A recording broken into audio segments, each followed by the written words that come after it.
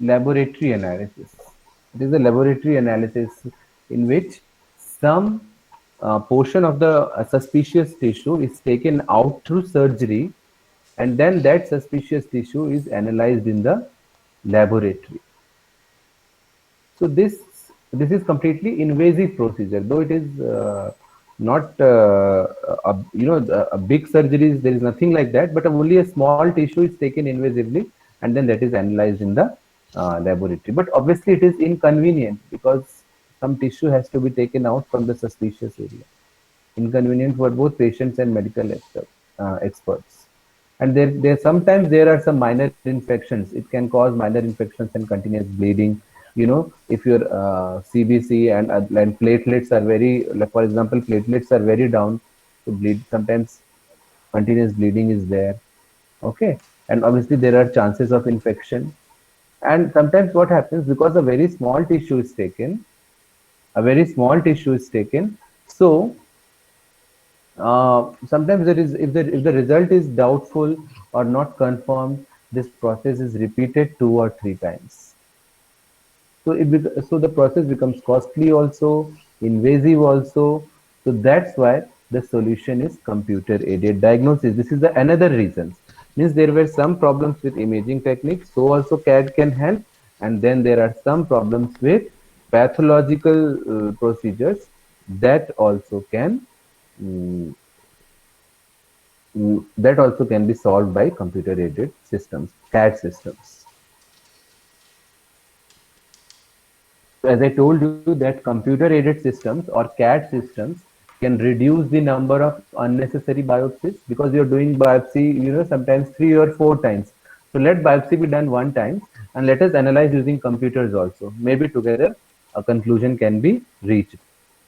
Okay. And remember that when we are saying talking about these CAD systems, these CAD systems will not replace doctors. They can never replace doctors. But these CAD systems are for assisting them, so that these CAD systems can reduce their workload, and they can provide them more objective evidences for diagnosing the disease. That is the main purpose.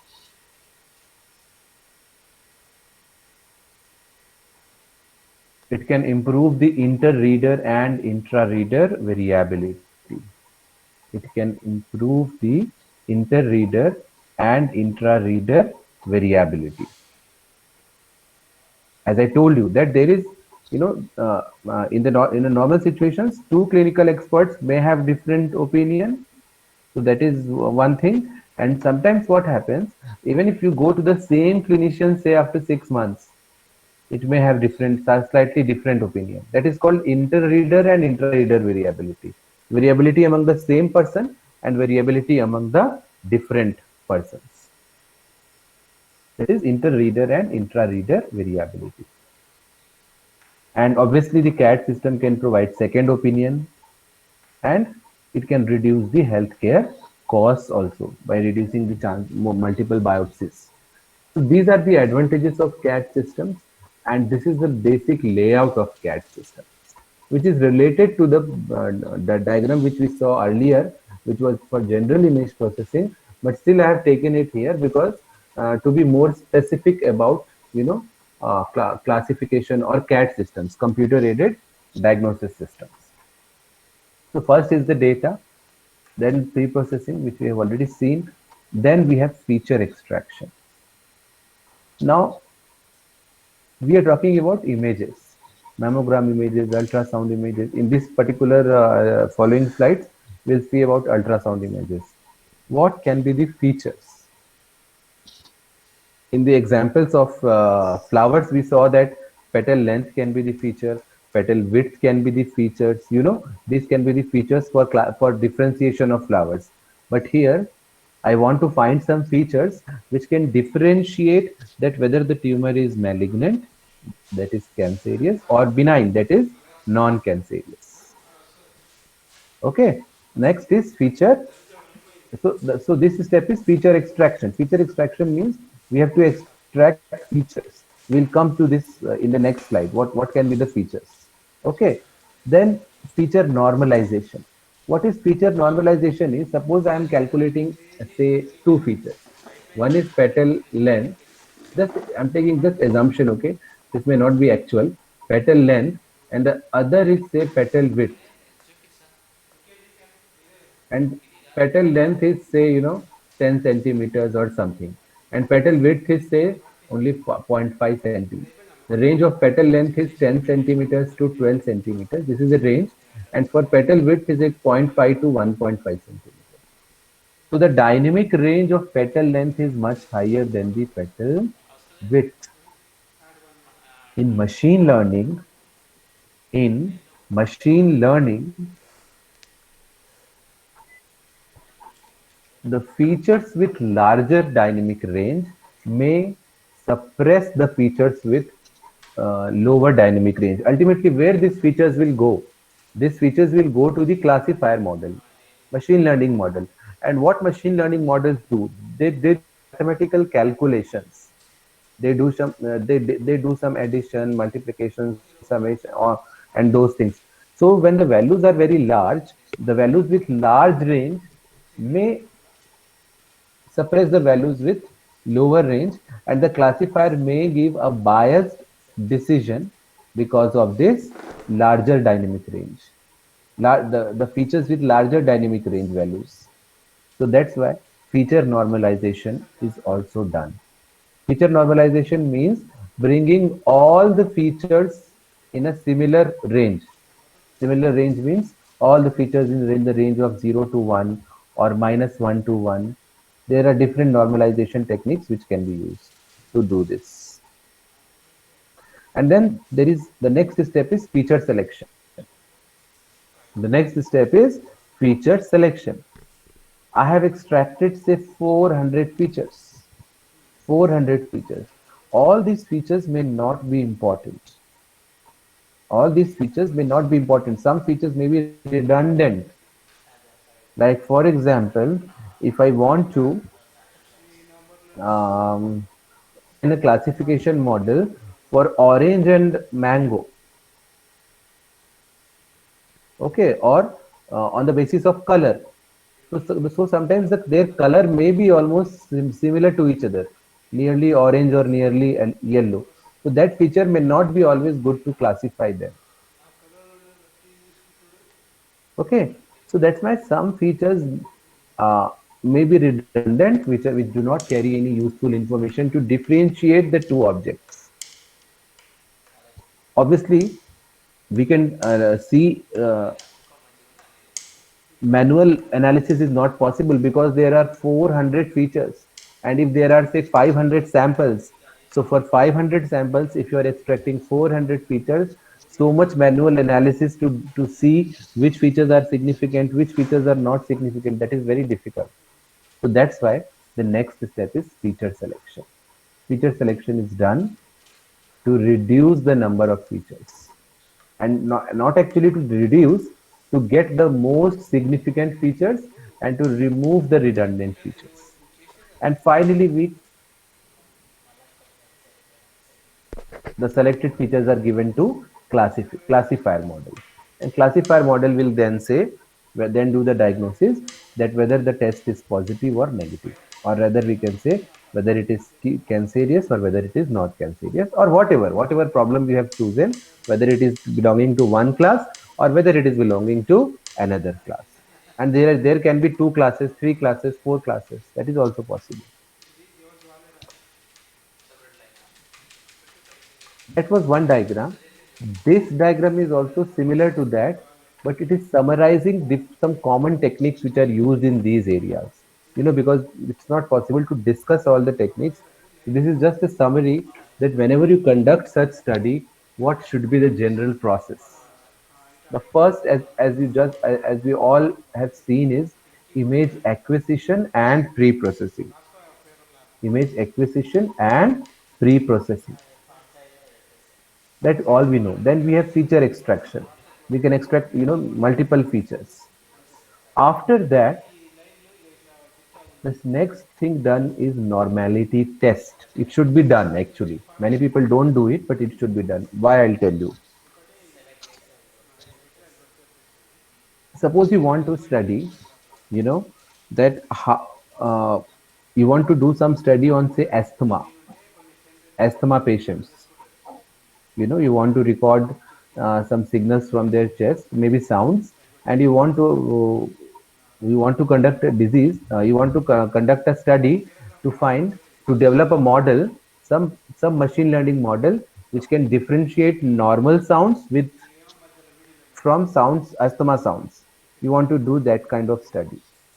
One very important question which comes is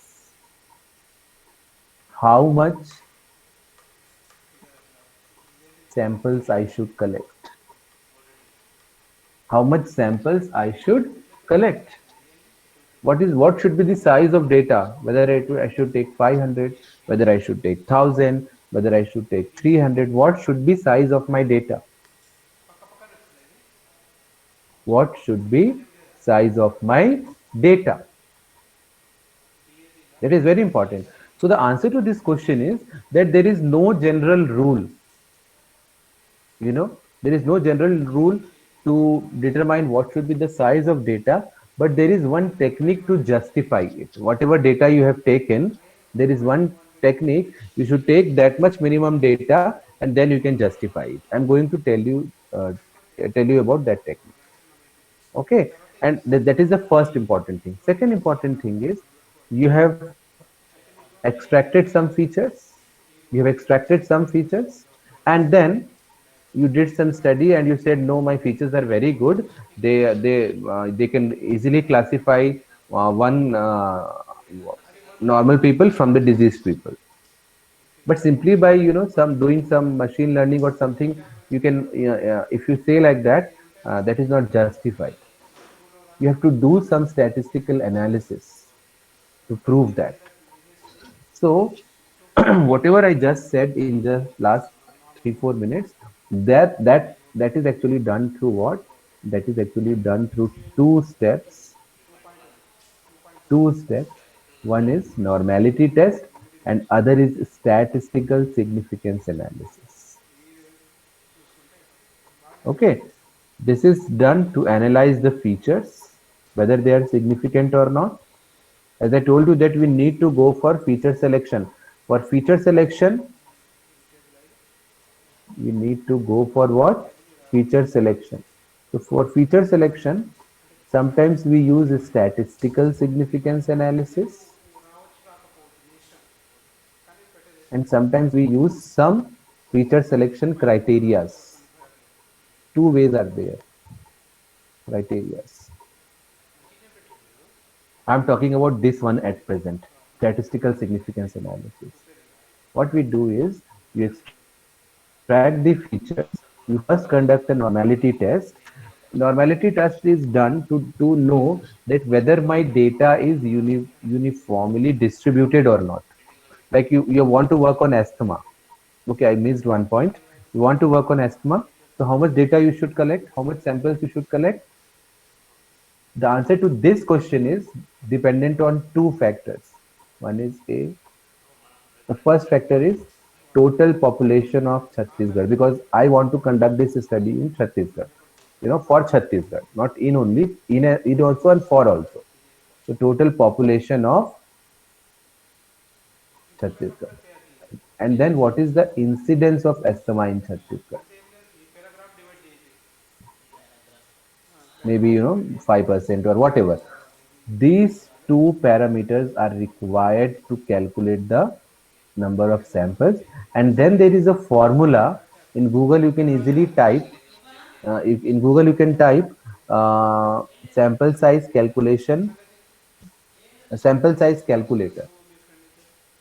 Okay, you will get one Excel sheet. There are some formula which are given by different researchers for sample size calculation, and by using these two values, you can calculate the sample size. We need these two values: the population of Chhattisgarh state and incidence of asthma. And sometimes they will ask you confidence interval also. See how much confidence interval you want. So generally we take 95%. What is this confidence interval? What is this confidence interval? Confidence interval means, if I say confidence interval is 95%, it means that whatever is my result, whatever my result is, the error will not be greater than 5%. The error will not be greater than 5%. If you take 90% confidence interval, it means that whatever results you have got, you are not expecting error more than 10%. Okay, it is something like that. So they will ask you about these three values. The one is total population of country or state where whatever you want to study. The second is incidence of that particular disease, and third is how much confidence. So that is the technique to determine the number of samples. We were at what? Normality test. So we have extracted the features, then we do normality test to know that whether the population, whether the samples which I have features which I have calculated are uniformly distributed, or the distribution is non-uniform. The distribution is non-uniform. So if it is non-uniform, then we use Mann-Whitney U-test for statistical significance analysis. And if it is uniform, we use independent sample t-test. Now, how we will know uniform, or normality test is used for uniform, or for this uniformity test, but how to know? So I'll not explain those things in very detail because it will be like I feel that it will be overdose. But there is something called as p-value. You might have heard this. So if p-value is greater than zero to in normality test, if this p-value is greater than 0.05, it is normal. Otherwise, it is not normal. And in significance analysis, also p-value is required. If you get p-value less than 0.05, the feature is significant. Otherwise, it is not significant. Okay. And for normal distribution, independent t-test is used, and for non-normal distribution, Mann-Whitney uniform distribution, independent t-test is used. Otherwise, Mann-Whitney U-test is used, and there are many other tests also. I am talking the two which are most commonly used. So image acquisition, feature extraction, then you do normality test, then you do, based on the normality test result, you select which technique is to be used for statistical significance analysis, either independent t-test or Mann-Whitney U-test, and then you select only those features for which the p-value is less than 0.05. Only you take those features and you move further for classification. You move directly for classification with those features. And then there are number of classification techniques, like you can see support vector machine, naive Bayes, discriminant analysis, okay, KNN, logistic regression, and now everything is taken over by deep learning, recurrent neural networks, long short-term memory. So many new techniques are also available. So this is the one paradigm. The second paradigm is don't go for statistical significance analysis, go for feature selection. This part.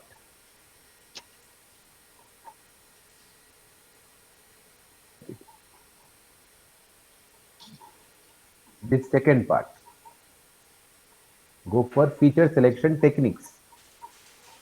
Okay, and then there are number of feature selection techniques. You don't go for statistical significance analysis. That is one technique to select the features. The another technique which is there is to select the features using standard feature selection techniques. Okay, this step which I skipped previously. Why I skipped? Because either this is used or statistical significance analysis used. Using both is not necessary. Okay, so what are the different feature selection techniques? Some common methods are Pearson's correlation coefficient, 1R, relief F, symmetrical uncertainty, robust rank aggregation. Then we have correlation subset, informative. There are a number of features, you know. After doing all this, what will you get? You will get the best features. The best features. Okay.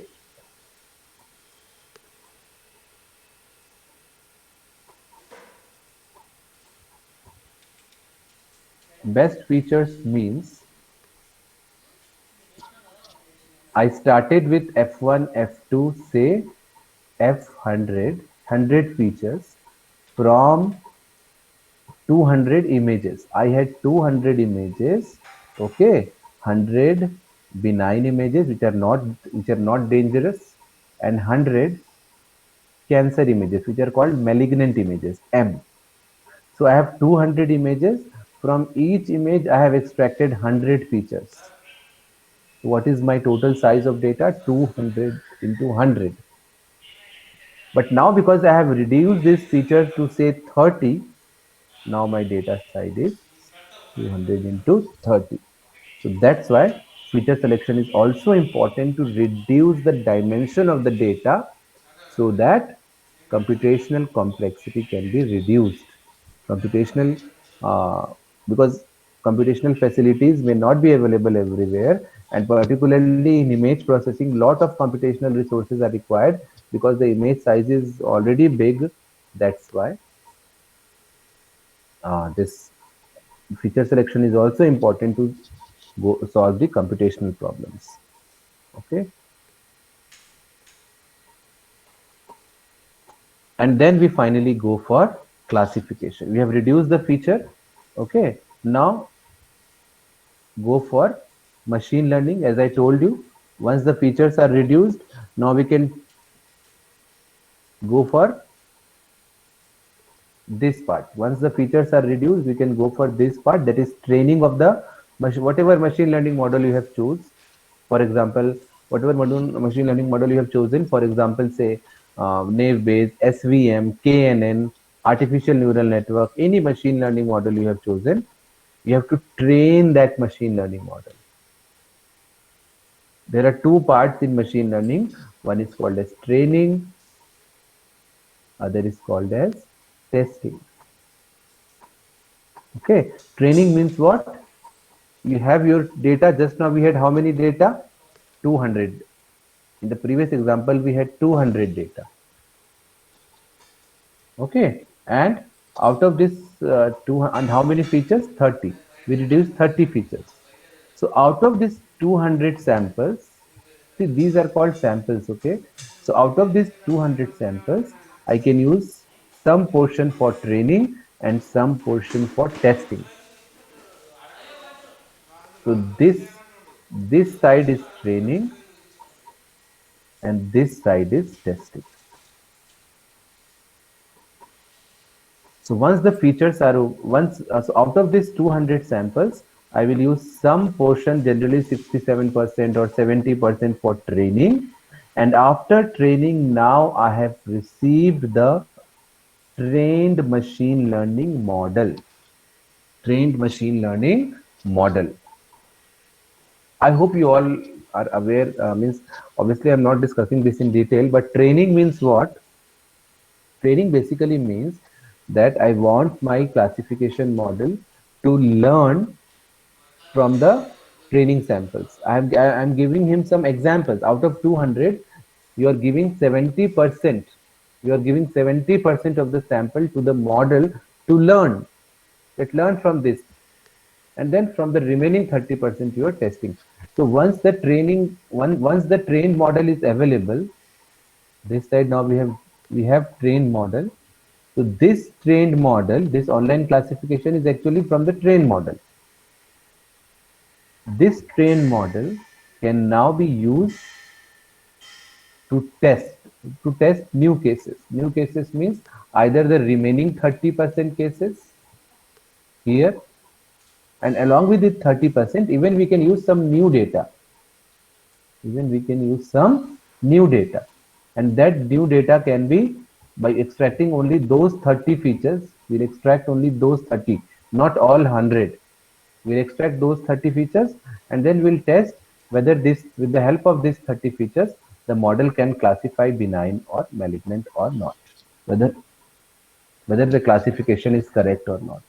And if I have 30% samples to be tested, based on the results of this 30% samples, testing samples, I will evaluate my classifier. What is the accuracy? What is the sensitivity? What is the specificity? These are the This is how the whole study is done. This is just the this is complete roadmap of this type of study. This is the process which is adopted in any such kind of study.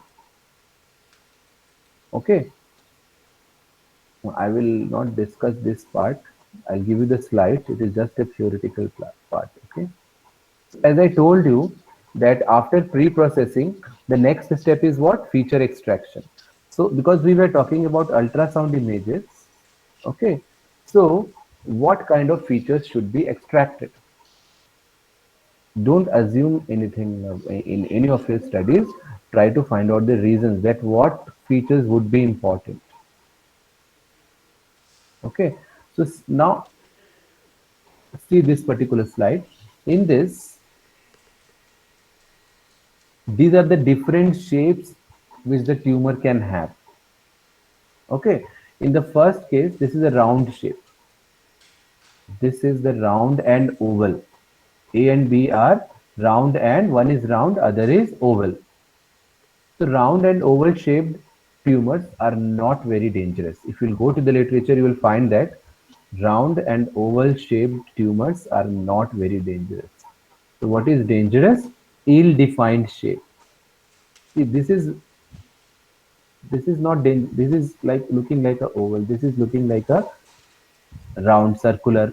Okay, so that is not much dangerous, but ill-defined tumors. This is ill-defined. The boundary is not clear here. It is neither circular, neither it is oval. This is ill-defined. This type of dangerous. Similarly, the boundary limits, whether it is precise or not. Here it is very precise.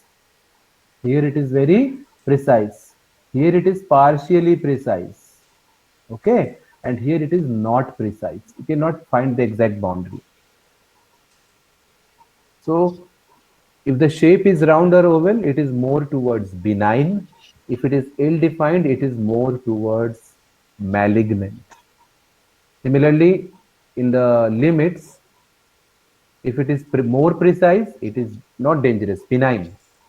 If it is less precise, it is malignant. Similarly, about the margin, this was about the shape. This was about the shape, not the boundary. But it is actually similar to boundary also. Here we're talking about margins. This is the regular margin. This is a partially regular. It is also means it is partially regular. This is complete. Okay, and then this is also called as macrolobular. This term macrolobular, but this is called lobe. These are the lobes. Like this is called lobe. Okay, this so this is macrolobular. These are benign, not very dangerous, because the boundary is also very clearly defined, and the lobes are also macro, means not very. The lobes are big, not small. But in these four cases, you see the margin is irregular. Okay, speculated means what? Speculated means angular margins, means they are not clear. Speculated means angular. The boundary is not very clear. Angular. The boundaries are angular. That the boundary is not clear. So these cases are more suggestive of benign cases, malignant cases, cancerous cases. So from this slide, it is very clear that shape is very important. Shape and boundary is very important for classification or categorization of cancerous and non-cancerous tumor. And then the other important thing is I'll not discuss everything in this slide. Maybe so this one you see this figure 7 echo texture. The echoes are returned back as I told you. So after returning back, as you can see that this is a tumor, okay, and that echoes inside this tumor are uniform. Means they are looking uniform, not heterogeneous. Means they are homogeneous. They are homogeneous. But here in this case, they are heterogeneous because the echoes are not uniform. Somewhere it is looking darker, somewhere where it is looking brighter. Okay, These are noises, these are noisy images, this is shadowing and other artifacts, and this is about the orientation, horizontal or vertical. This is vertical, this is horizontal. Horizontal means it can be like this or it can be like this, and vertical is generally like this. So vertical is also suggestive of cancer, horizontal is suggestive of benign, and then homogeneous is suggestive of benign, and heterogeneous is suggestive of cancer, malignant. So what I wanted to tell you from these two slides, then when you are extracting features for ultrasound, then shape and texture feature is very important. One is boundary, other is shape, then the third is texture. Texture means inside texture, whether it is homogeneous or heterogeneous. Okay, and these are so many methods, which are available in literature related to shape and texture. These are related to texture and shape. So in my study, I extracted all these features. You can add many new features. Now many new features are also there. So you can also extract those features. Okay. And after extraction, as I told you, we have to go for feature normalization. So I will give you this slide so you can study about all these features. Features means what? We have a matrix, we have an image matrix, and now I want to extract some feature. Like for example, we all know about entropy. Okay, so entropy is one feature. I have a matrix.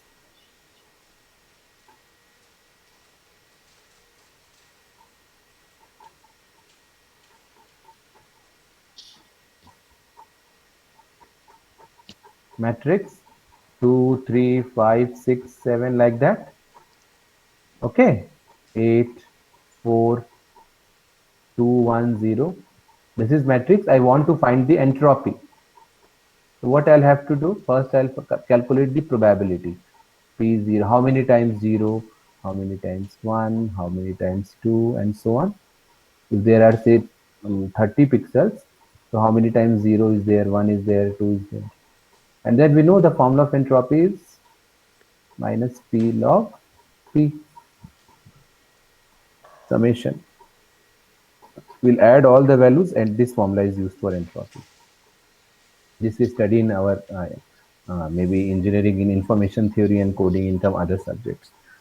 So similarly, we have Similarly, there are many features which can be calculated. Okay, one of which is entropy. Just a minute, ना, I'll take 10 seconds. हाँ ये बुलाए नहीं ना अभी बुलाएंगे तब बताएंगे ठीक है of so all these features are there and this most of these features are texture except last two have used for shape, regional and moment invariance, and number of other features can also be used. Many new features are also have been proposed in literature. And then we go for feature normalization. As I told you that uh, because you are expecting so many features, their dynamic range will be different.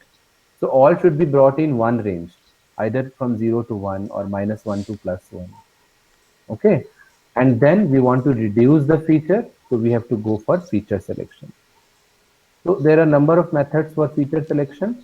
One is filter method. One is filter method. What you do in filter method is, in filter method, I take a simple example. That's in a class of say 100 students. Like here, say we have 100 features. So I'm just trying to give you an analogy that in class I have 100 students, and I want to select 10 best students.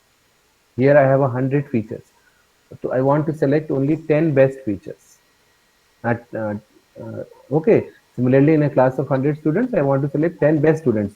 So what I'll do, I'll use some criteria, say their percentage marks in the semester, last semester, or something. And on the basis of that criteria, they will be ranked from 1 to 100. And then I'll take top 10 or top 20. That is one way. That is one way. So that this approach which we just discussed is called filter method. We filter them with the help of some criteria. Okay, and by using the criteria, we rank them, and then we take top 10 or top 20 or top 30 like that. This is filter. An important question here is that, like in a class, you have used CPI to select the top 10 students, but whether CPI is always, but whether the top 10 students, whether CPI can be a good criteria or not, that is a different issue. There may be a um, uh, there may be different criteria also, like who is also performing good in sports, performing good in extracurricular activities. There can be different criteria. Okay, so in our study, we used multiple criteria and we combined them. We used multiple criteria and we combined them to get the final rank that can be done. Okay, means what you can do, you can use CPI, you can use performance in extracurricular activities, and then you can come to some conclusion. Okay, that these students are, you know, good in studies, also good in extracurricular, so that's why they are best. Some combination. So in machine learning, also there are many criteria like mutual information, gain ratio, symmetrical uncertainty, chi-square, 1R, relief F. So many different scores are there, and these scores can be used to rank the features. The another approach is a wrapper approach, wrapper method. In wrapper method, what is done is, again take the same analogy. You take one student, say roll number one. Okay, you evaluate it, then take one roll number one and two together. Let the evaluate them. If the overall performance improves, keep roll number two or otherwise remove it. That is what is done. In wrapper method, the all the features are not ranked. The aim is to find the best subset of features, means from the class of 100 students, I don't want to rank them. I want group of 10 students who are best in, who are best. I want a subset. I'm not ranking every sample, every feature. So first I'll take feature one, I will evaluate the performance, then I'll take F1, F2, again evaluate. If performance increases, F2 will be kept, otherwise F2 will be eliminated. Then take F3. Okay, so I am assuming that performance is improving, so F2 will also be there. Then take F3, performance decreases, so eliminate F3. Now take F4, again it improves, so keep it and now take F5, and so this process continues. In this way, best subset is obtained. This is round one, where we started with what? F1. In round 2, we'll start with F2 and same process will be continued. F2, take F1, first evaluate F2, then take F2, F1, then take F2, F1, use the same rule, then take F2, F1, F3, and so on. And in this way, the best performing subset is selected. So obviously, it is a very computationally very expensive method. Means if we have 100 features, then this process will have to be repeated by 100, at least 100 times, 100 rounds, and within each round there will be so many different rounds. Okay, so computationally it is expensive, but this is also popular approach to select the significant features. Okay, and then other method, already I told you, what is statistical significance analysis. For statistical significance analysis, you can use different softwares like SPSS, MedCalc. There are many such softwares. Okay. And the third approach in feature selection is embedded method. In embedded method, what is done is, the feature selection is not done separately. Classification model itself is used to select the features also.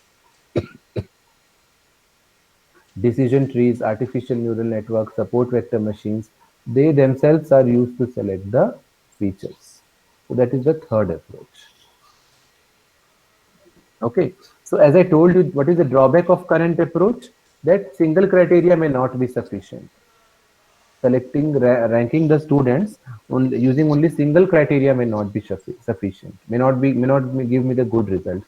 So we can develop some hybrid methodology in order to get the best student.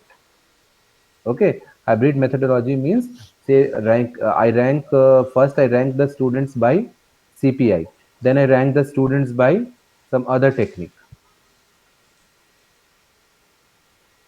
So I hope I am audible. Yes, sir. Yes, Okay, sir. okay. So first I'm using CPI, then I'm using extracurricular activities, then I'm using some other ranking method, say project, and based on different ranking, I can use some technique to combine the rankings.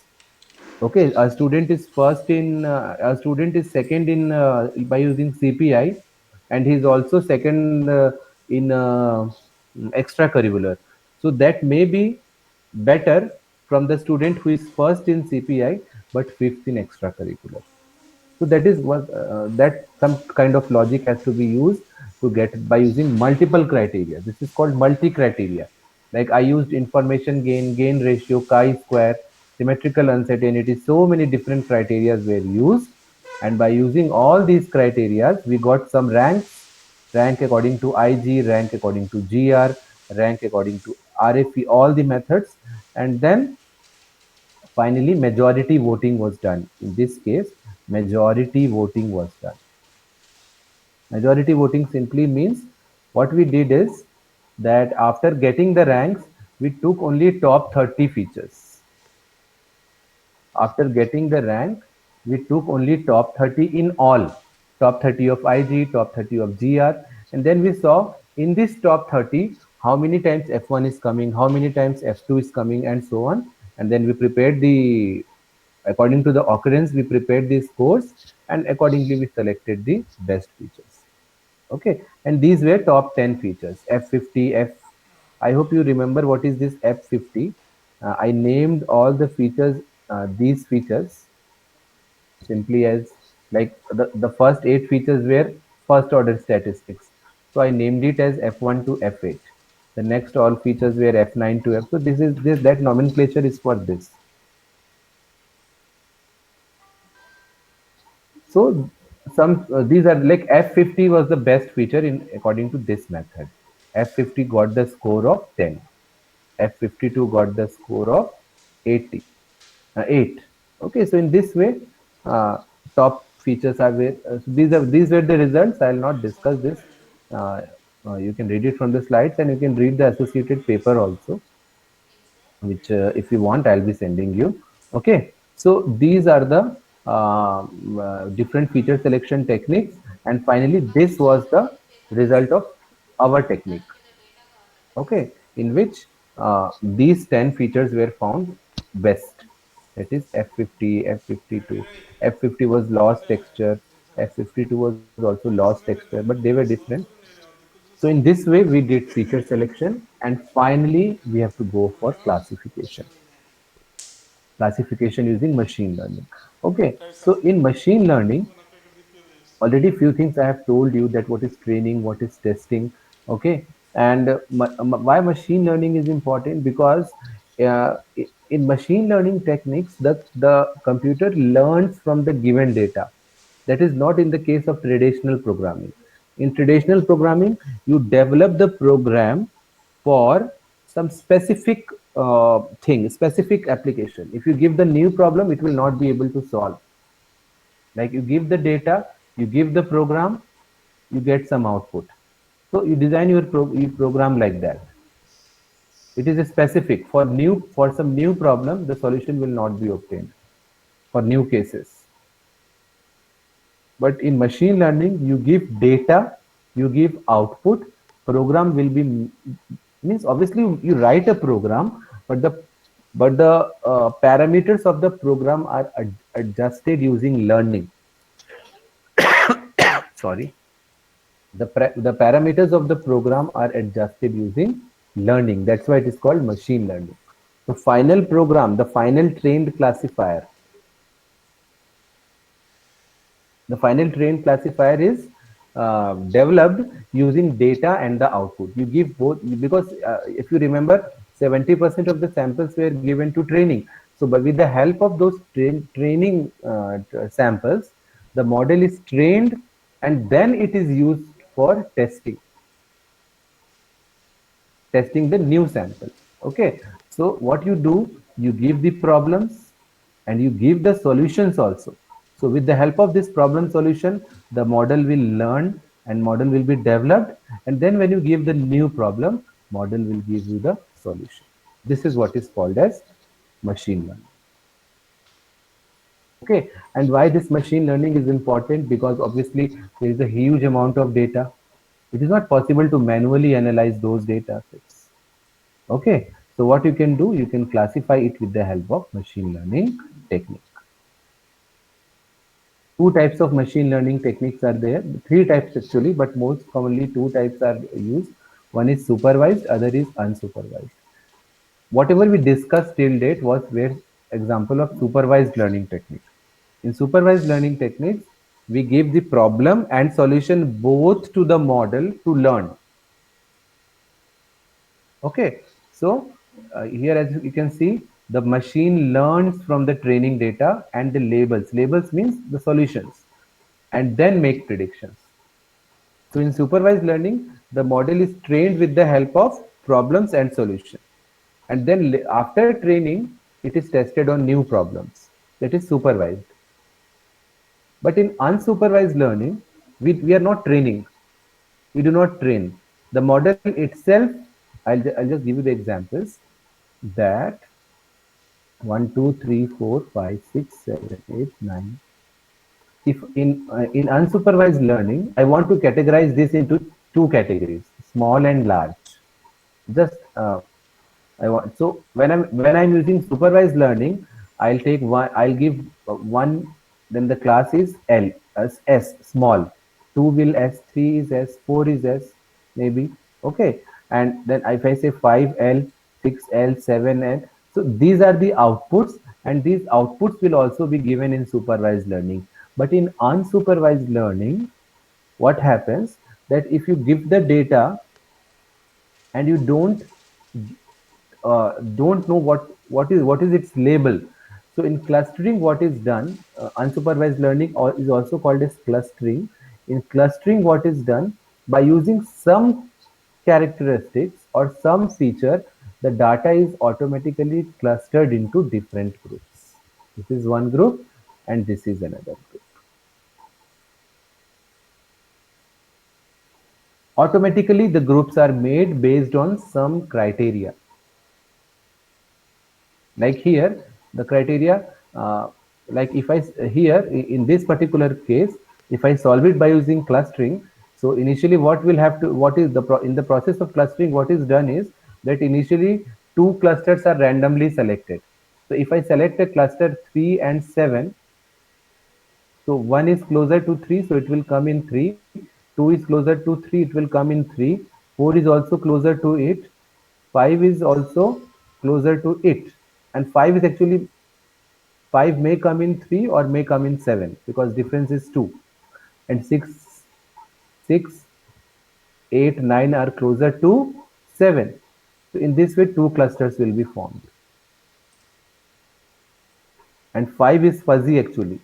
5 is fuzzy. It can go in both the clusters. So in this way, this is called unsupervised learning, in which clusters, in which groups are made on the basis of some criteria automatically by the model. And finally, reinforcement learning is the third case, in which the model learns by its own. We don't give any labels. The only thing is when the model learns, the instructor tells the model that whether it is correct or not. Means it is semi-supervised. The reinforcement learning is the semi-supervised form of learning, where if the model reaches the correct output, we give some scores so that the model comes to know that the model is going in right direction. And if the model reaches a wrong solution, we inform the model no that it is a wrong solution, and and then the model changes the path to get the solution. That is called reinforcement learning. So these are the three different types of machine learning. Okay. And you can see some examples here that supervised learning examples are neural network, support vector machine, KNN. Many techniques are there. And then we have fuzzy k-means. And now we have, these are traditional techniques. We have deep learning, we have LSTM, we have recurrent neural network, we have cascaded deep learning. So many new techniques are also there, which have now come, and they are now they are mostly now they are used for classification. Okay, but it's not necessary always to use deep learning only. That depends on how much data you have. Okay, if your data size is small,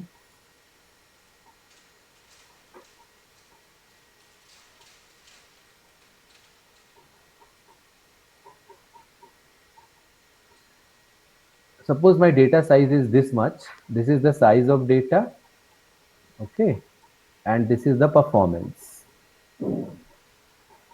If the data size is small, then the performance of this is deep learning graph and this is machine traditional machine learning graph. So if the data size is small, then the traditional machine learning can give you equally good result as deep learning. So for small data sets, sometimes deep learning may not be much suitable because deep learning requires high computational resources. Machine learning does not require that much computation. But the advantage of deep learning is that when you increase, this graph is like increasing only, when you increase the size of the data, the performance of traditional machine learning will saturate after some time, but the performance of deep learning will keep on increasing. That's why deep learning has taken over the machine learning, because now data is available. 10 days back, 10 years back, 15, 20 years back, the availability of medical data or other data, it was very difficult. But now uh, because of advancements in information and communication technologies, the data is not a problem. Data is available. So that's why now deep learning has become more popular. Okay, so this was about machine learning basics. And machine learning, this is, I think, I'll not discuss this confusion matrix because the time is over. So what I will do is now in very brief, I'll just discuss what different works we are doing. And I think after that, I will end it. So these are some studies which we did in our lab. The first study was fuzzy cluster-based neural network classifier for classifying breast cancer. So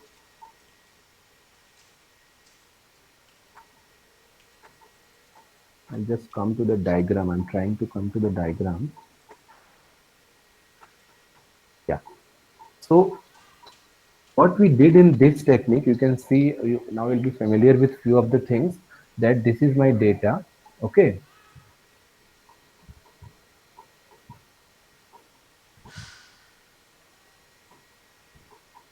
This is my data. Okay. And initially, we did pre-processing, speckle noise removal and everything, then feature extraction and normalization, then feature selection.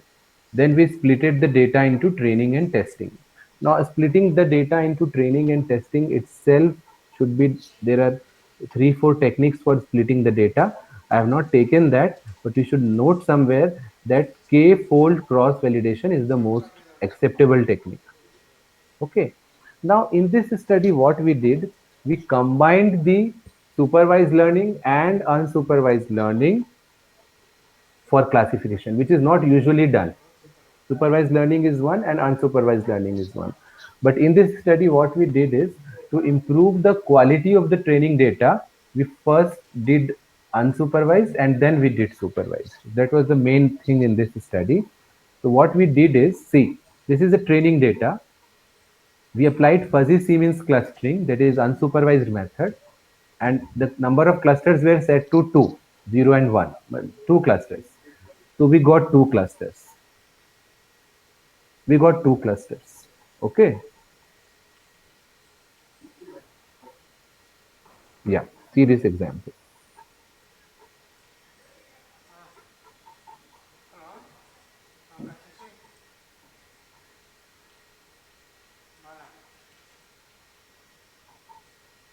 Just an example. This is the training data. This is my training data. Three features: X0, X1, X2. Three features. how many samples? I think only eight. 1, 2, 3, 4, 5, 6, 7, 8 samples. And these are my labels. 0, 1. These are my labels. So initially I applied fuzzy Siemens clustering. When I applied fuzzy Siemens clustering, say I got these two clusters. The first cluster included 1, 3, 4, 6. The second cluster included 2, 5, 7, 8. Okay. Then I matched it with the labels. When I matched it with the labels, 1 belongs to 0. You can see here the first sample. Oh, sorry. I am using pen in this PDF. So this is the first sample for which it is 0. For second sample, it is 1. For third sample, we should get 0. For fourth, and so on. So for first sample, I got, this is 1. For first sample, the label is 0. For third, it is 0.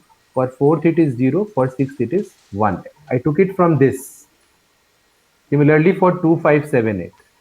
Now, what is the majority? Majority is 1, 3, 4 because all the three belong to 0 class, while the sixth one belong to 1 class and it is coming in this cluster. So this sixth sample may be a faulty sample.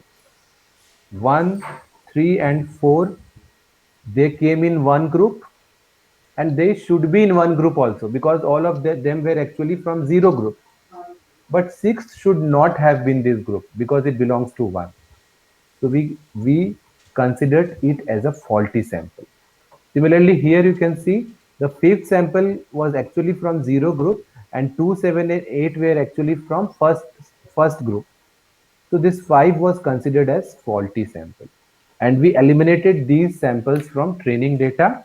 In this way, we improved the quality of the training data. Okay, we identified the we no one important thing here is that we considered these as benign cluster. Why? Because 1, 3, and 4 were 0. Most of the samples were from 0, and here most of the samples were from 1. So that's why we considered them accordingly.